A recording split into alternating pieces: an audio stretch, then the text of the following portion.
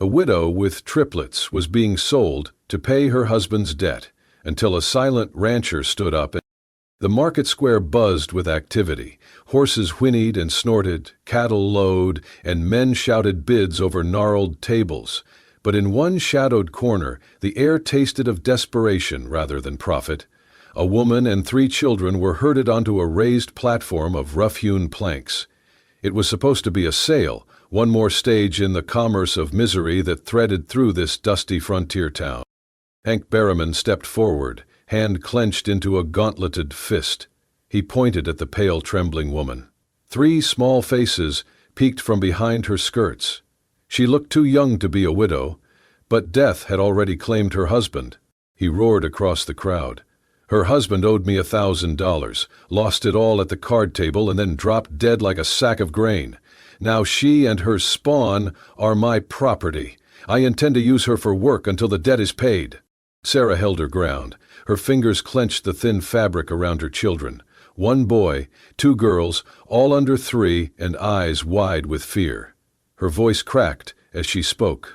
They are only children. They do not owe you anything. Please, do not take them. Berriman sneered. His brute of a worker grabbed the son's arm, dragging him forward. The twins were wrenched from Sarah's grasp. Their wails cut through the crowd. She sank to her knees, her own voice rising in a raw plea. "Oh, God, no, not them!" She wrapped her arms around the brother as the twins slipped away. She tried to hold on, but 2 strong arms yanked him free too. She fell backwards, still clutching the air where her kids had been. Then she dropped to the ground and crawled, reaching out to Berriman's legs, sobbing until she had nothing left. His boot connected with her side. She gasped and rolled away, blood blooming at the corner of her mouth. Laughter rippled through the milling onlookers, cruel and oblivious. A merchant spat on the ground. Jonas Cade stepped from the circle of cowboys and drunks. A tall man in his early 40s, rugged and silent, wearing a worn leather coat the color of sun-baked earth. He laid down a bottle of whiskey on the wooden plank. He walked toward the platform, the gathering hushing as his shadow passed over them. "I will pay the full debt, for her, and for the children." A ripple of incredulous laughter met him. A cattle drover stepped forward, leering. "Think you got money, old man? That coat says you have none." The cattleman's mockery drew knowing sniggers. Berriman glared, but he wasn't done. He grabbed the salt-stained ledger, thumbed a page, and looked up at Jonas. 500, and not a cent less. And I want them here by sunrise tomorrow. Jonas put his hand into his coat. When he pulled out the object the crowd saw flicker in the sunlight, silence fell. It was a simple silver necklace, the tarnish worn in around a small locket. Jonas laid it gently on the table. "I don't have it all today, but this means something to me. It belonged to my mother. I'll be back with the rest, and you'll let her and the children go." The crowd didn't move. Berriman stared at the necklace, his lip curling. "You want to give your mother's keepsake for this lot? For a woman and her kids? You're more foolish than I thought." Jonas met Berriman's gaze and spoke quietly. "Then I will prove I am not foolish." He turned, didn't glance back at the stunned faces. With deliberate steps, he picked up his bottle and walked toward the edges of the square. On the platform, Sarah had sobbed herself silent. The children huddled around her, reaching for her skirt. She looked up at the necklace on the table, confusion and hope mingling on her face. Through the growing hush and the cruel laughter, one thing stood clear. Someone had stepped forward. Someone had seen their worth. And for one ragged heartbeat, against the roar of the world, hope began to glimmer in her eyes. The wagon wheels rolled slowly over the dusty trail, the sun dipping behind the canyon rim as evening pressed down. Sarah sat hunched in the back, clutching her 3 children close to her chest, her arms forming a desperate wall against the world. Every bump of the road jostled them, but she barely noticed. Her eyes stared at nothing. Her mind repeated one thing. She had been bought again. She did not look at the man driving the wagon. She dared not. Every man who had ever helped her had taken more than they gave. So when she spoke, it was barely a whisper, her head bowed low. "Thank you, sir," I'll do as you say. I'll work hard. You don't need to worry." Jonas Cade didn't respond. His eyes stayed on the path ahead. The reins in his hands twitched only slightly as the horses climbed the final ridge above the valley. The house came into view just as dusk fell, a plain log cabin with a sagging porch nestled against the line of pine trees. A thin thread of smoke curled from the chimney. The only sound was the wind brushing through the grass and the soft whimpers of one of the twins. Jonas stepped down first. He didn't say a word. He lifted the children gently, one by one, and carried them inside, carefully laying them on a single mattress beside the stove. Then he turned to Sarah and handed her a tin cup of water. "You and the kids sleep in here tonight. I'll be in the barn." She looked up briefly, startled, but he was already walking away, the wooden door creaking shut behind him. That night, Sarah lay curled around her children like a broken shell. She didn't sleep. Not really. Her ears stayed tuned to every creak and gust. She waited for the knock on the door, the demand to undress, the price of safety she had paid too many times before, but it never came. When dawn broke, she slipped quietly from the blanket, careful not to wake the children. She began to work. She scrubbed the floor with her skirt, fetched water from the pump out back, and tried to make porridge with the cornmeal she found in a sack. Her hands bled from the cold water. She wrapped them in rags and kept going. If she worked hard, maybe he would let them stay longer. Maybe he wouldn't send the children away. She was stirring the pot with trembling fingers when the door creaked open again. Jonas stood there, backlit by morning light. He looked at her, really looked. Her hands were red and swollen, her dress soaked from the waist down. The scent of smoke clung to her, mixed with desperation. He didn't raise his voice, he didn't move. "You don't need to act like a servant," he said calmly, eyes unreadable. "And you don't need to bleed to prove your worth, Shelter." She froze, wooden spoon hovering over the pot. "Just take care of the children. That's all I ask." She turned to face him, slow, uncertain, her mouth parted as if to speak, but the words stuck. Instead, she stared at the man with dust on his boots and silence in his bones. At the one man who had not asked anything from her in return. She didn't know whether to trust him. She didn't know if kindness like that could be real. But for the first time since her husband's death, she looked someone in the eye. And in the way Jonas watched her, not as a burden, not as a prize, but as a person, she saw something flicker inside herself, a sliver of something almost forgotten. Hope. Every morning, Sarah rose before the sun. The sky still wore its indigo veil when she crept quietly from the mattress, careful not to disturb the sleeping bodies of her children. She stoked the stove, fetched water from the pump, scrubbed dishes, and swept the cabin's worn floorboards until her hands were raw. She mucked out the horse stalls, even though her shoulders ached. The memory of being owned lingered like a bruise, so she worked hard, harder than necessary, as if sheer effort could earn permanence. Jonas never told her to stop. He also never asked for more. Outside, the children adapted quickly. They played tag around the front porch, invented games with rocks and sticks, and took turns petting the old hound that lounged in the sun like he too had known too many storms. The boys started calling Jonas Silent Uncle, and the name stuck. Jonas would nod, barely reacting, but a faint smile sometimes pulled at the edge of his weather-worn lips. He did not speak much, but his hands were never idle. He fixed the warped step on the porch, patched holes in the roof, and sanded down splinters on the railing so the twins could lean over without cutting their arms. One afternoon he built 3 stools, each just the right height for the children to sit at the kitchen table. He carved their initials into the legs. Then came the little things. A new hook for Sarah's shawl by the door. A line strung outside so she could dry clothes. And then, quietly, without fanfare, he placed a small wooden box on the table, one evening, and walked away. Inside was a worn ivory comb, a neatly folded cotton handkerchief, and 3 pairs of wool socks, child-sized, hand-stitched, soft as clouds. Sarah stared at it for a long time. She did not ask if he made them. She knew he did. That night, the sky broke open. The rain came down hard, wind howling through the trees like wolves mourning the moon. Thunder shook the ground, and lightning cracked the darkness. The children huddled together in fear, but it was not the storm that broke Sarah's calm. Her son, Jonah, burned with fever. His skin was hot to the touch, his breathing ragged. His small body shivered and sweated all at once. Sarah tried cold compresses, cradled him against her chest, but panic crept into her veins with every minute. "I need help," she whispered, almost to herself. Jonas, who had just returned from checking the barn, caught the words. He looked at the boy, touched his forehead, then turned and disappeared into the night without a word. Sarah stood frozen at the door, rain stinging her face, watching the dark swallow him whole.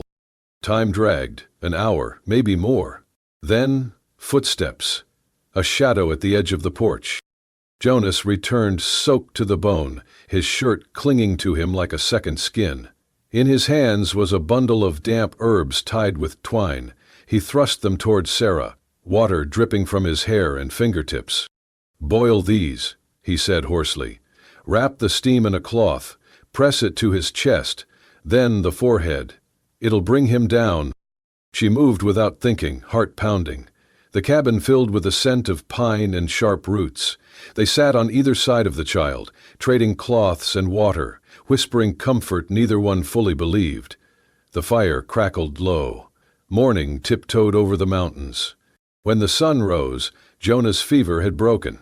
Sarah sat with her back against the wall, arms curled around the now sleeping boy. Jonas leaned in the doorway, steam still lifting from his soaked clothes, eyes half closed from exhaustion. She looked at him, really looked, and for the first time she did not see a man who had bought her freedom like livestock. She saw a man who had run through a storm with nothing but silence and stubbornness to save her son. She saw a father, and for the first time, she believed this roof might one day feel like home. Spring crept in quietly, like a guest too shy to knock. Patches of ice still clung to the shadows beneath the pines, but the earth had begun to soften. The breeze carried the scent of thaw and possibility. Sarah knelt near the porch, her fingers stained with soil, carefully pressing seeds into the ground. Forget-me-nuts, lavender, wild daisies, flowers her mother had once taught her to tend back when her world had still been warm. The children ran barefoot through the tall grass, laughing as they chased the old hound. The boy tugged playfully at Jonas's beard one afternoon, and the twins giggled so hard they fell over in the dirt. Jonas grunted, pretending annoyance, but the corner of his mouth twitched. From the window Sarah watched them, dish towel in hand, chest rising with something she could not name. Gratitude, yes, but threaded through with a quiet ache. Guilt. Because every moment of peace felt borrowed. Every act of kindness from Jonas reminded her that he had traded something sacred, his mother's necklace, to buy her and the children a second chance. That evening, as the sun dipped behind the ridge and Jonas hammered a new window frame into place, Sarah stepped onto the porch. She carried a worn cloth bundle in her hands.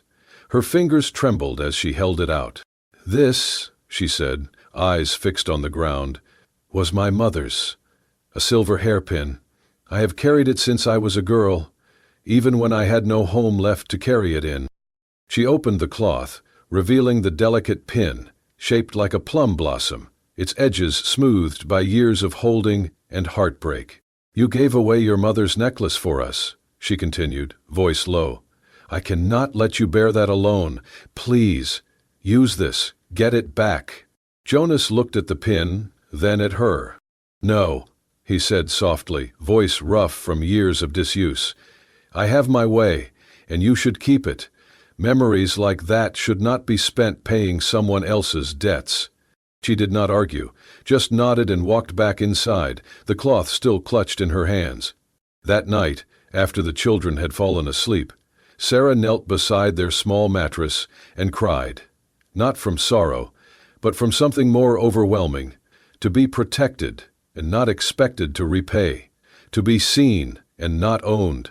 The next morning she joined Jonas on the porch, 2 tin cups of coffee steaming between them. The flowers she had planted were already beginning to peek through the earth like timid secrets. "My husband," she began, "was not always like he became.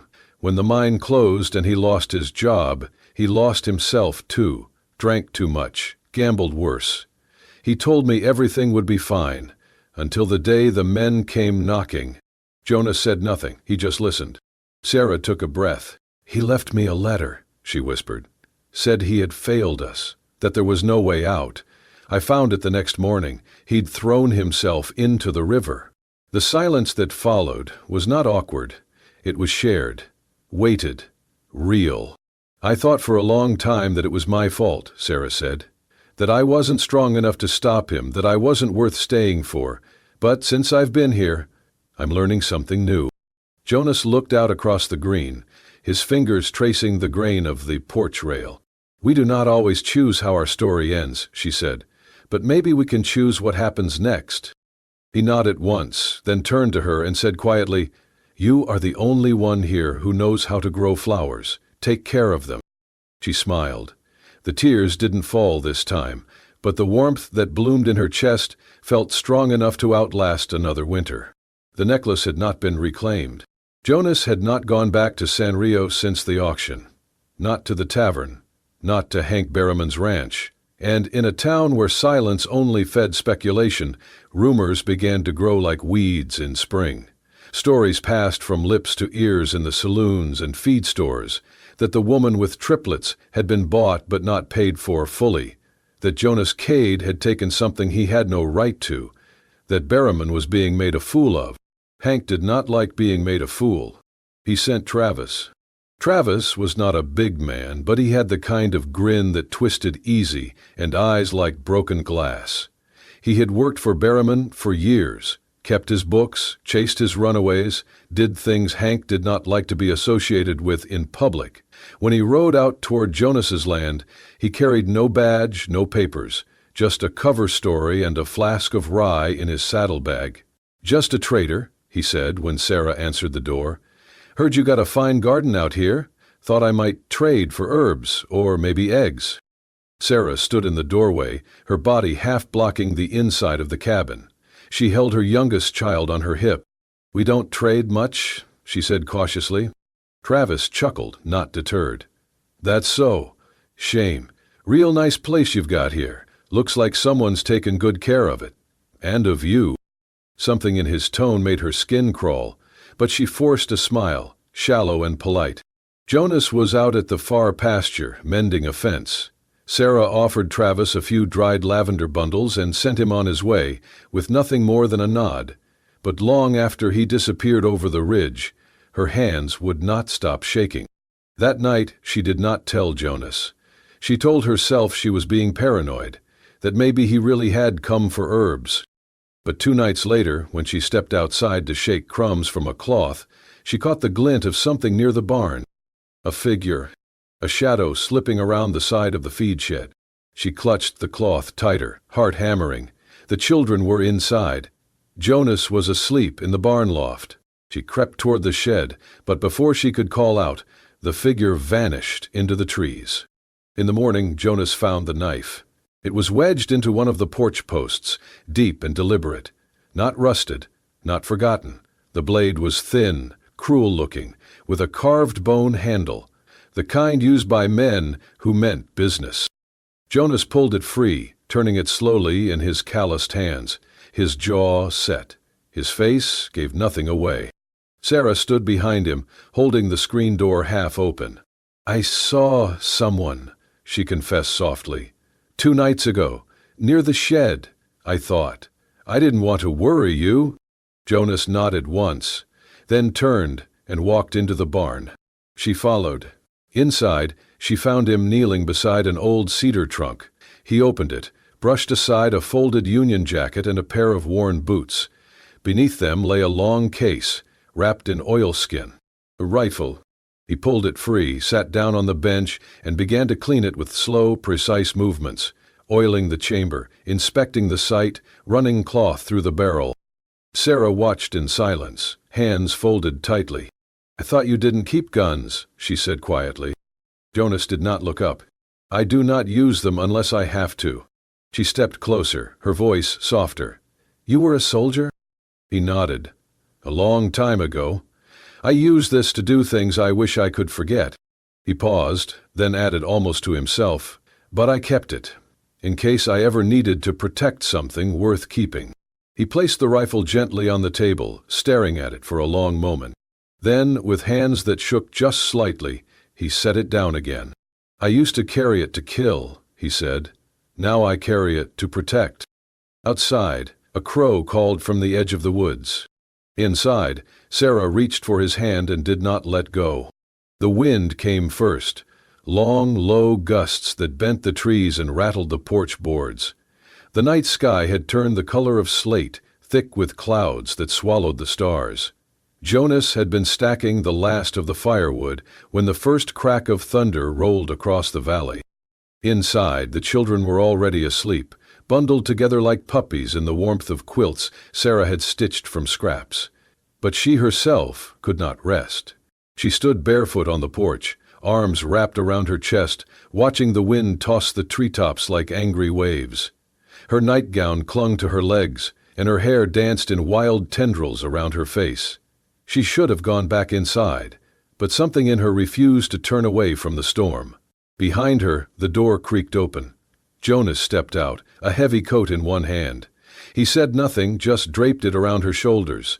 The gesture was simple, familiar, like the wind. It asked for nothing, but lingered beside her.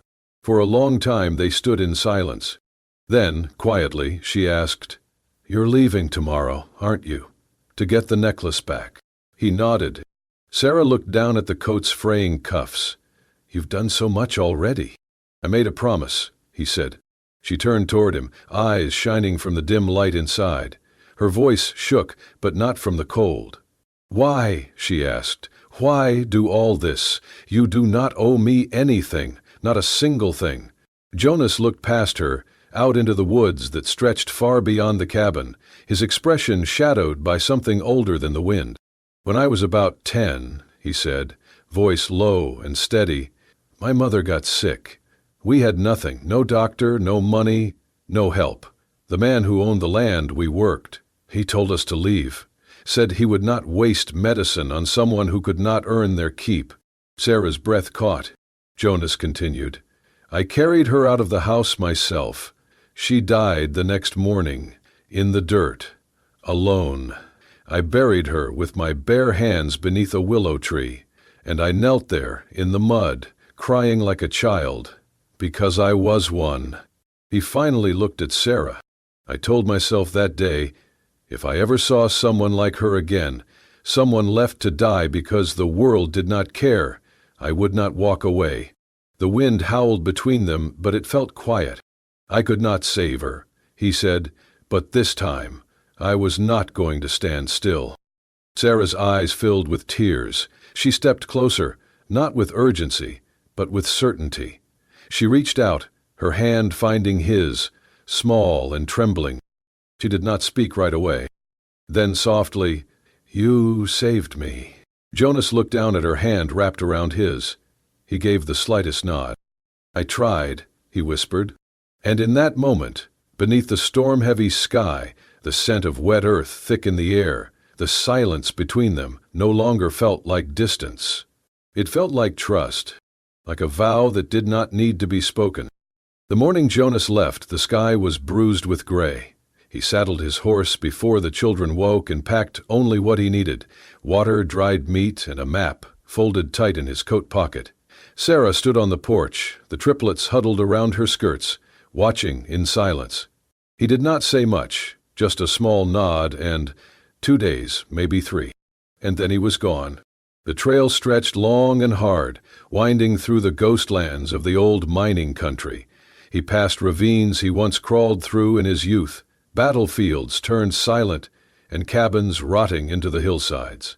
At dusk on the second day, he reached a rocky slope nestled behind a thicket of cottonwoods. There he dismounted, tied the horse, and climbed with steady breath to the shallow cave above.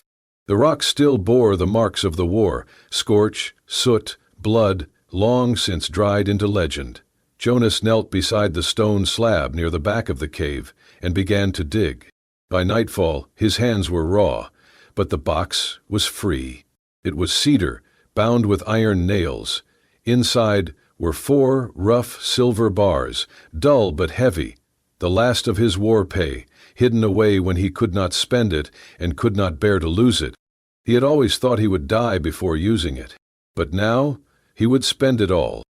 When he rode into San Rios that afternoon, dust trailed behind him like smoke. The saloon was busy.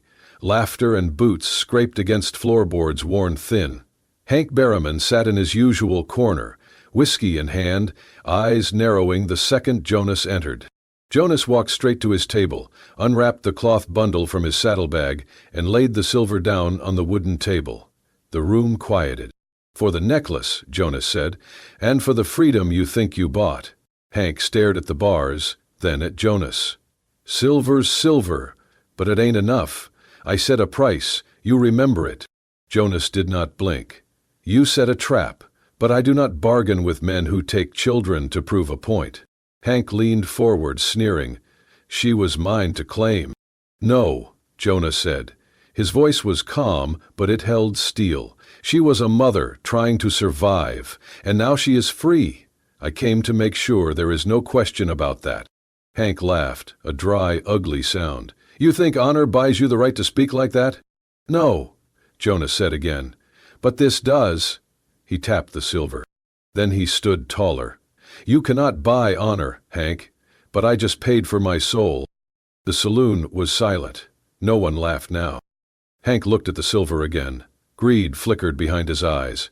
He could press the issue. He could make a scene. But something in Jonas's face, still, weathered, unshaken, gave him pause.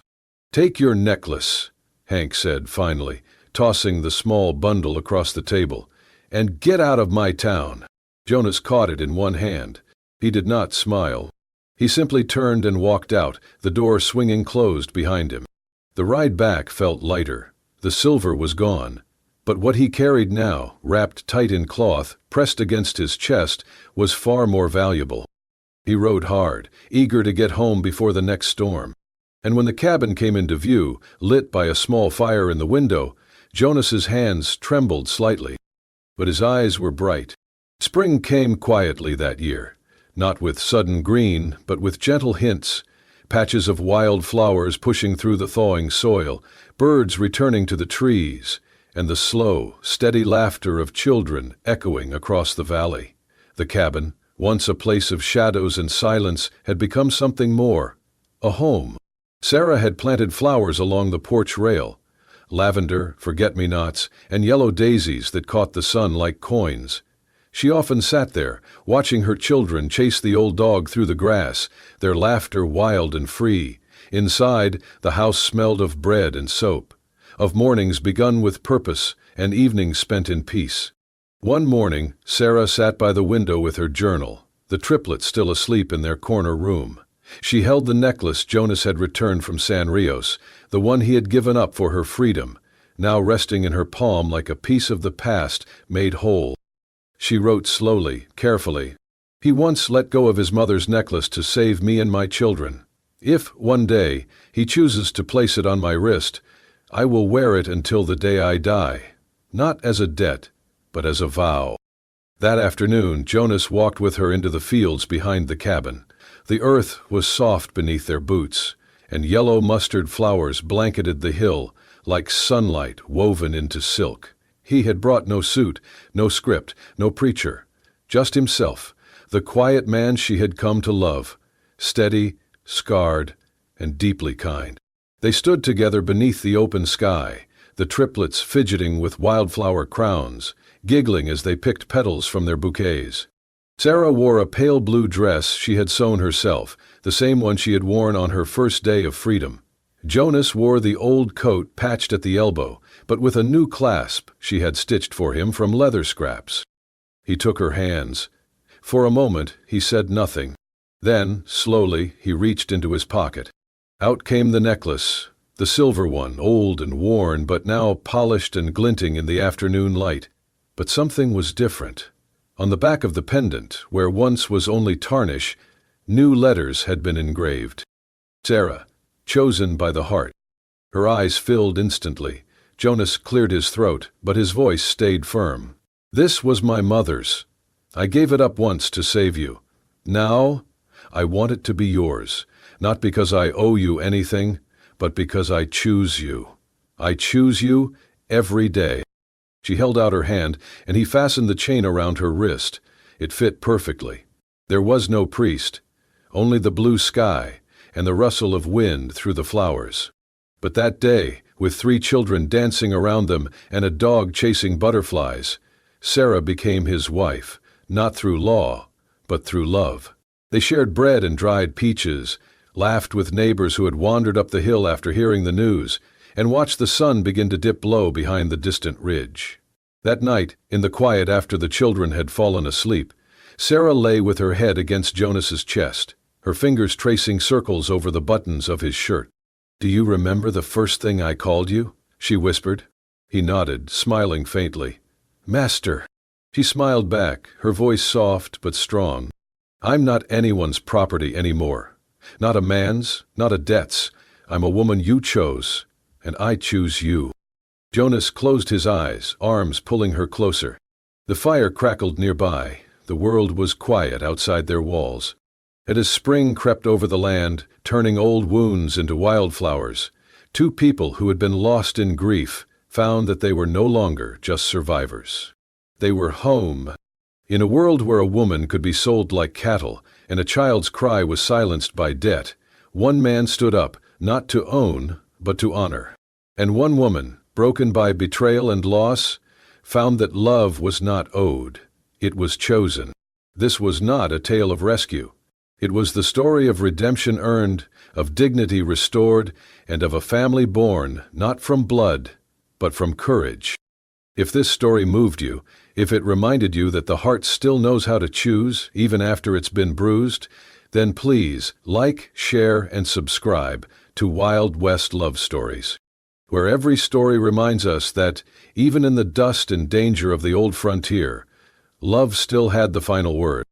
Subscribe now and ride with us into the next story that was never meant to be forgotten.